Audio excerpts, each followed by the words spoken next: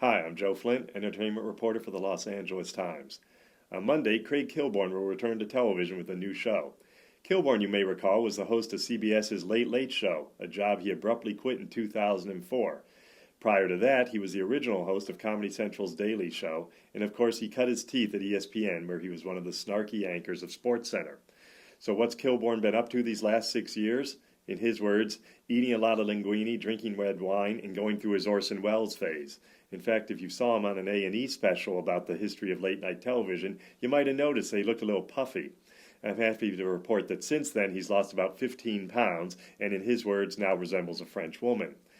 Kilborn left the CBS show in part because he basically got bored of the format. A lot of people have speculated what led him to leave. Did he not get enough money? Was there some other thing going on behind the scenes? But Kilborn's history is that, he seems to get antsy rather easily. He was only at the Daily Show for a few years, ESPN for a few years, and more wants to be in control of the product, and that wasn't something he felt he had at CBS.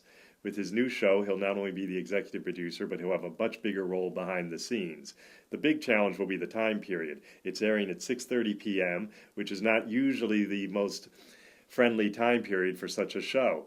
But if it works, and it's only a 6-week run, but if it works, Kilborn could be back on the air full-time sometime next year.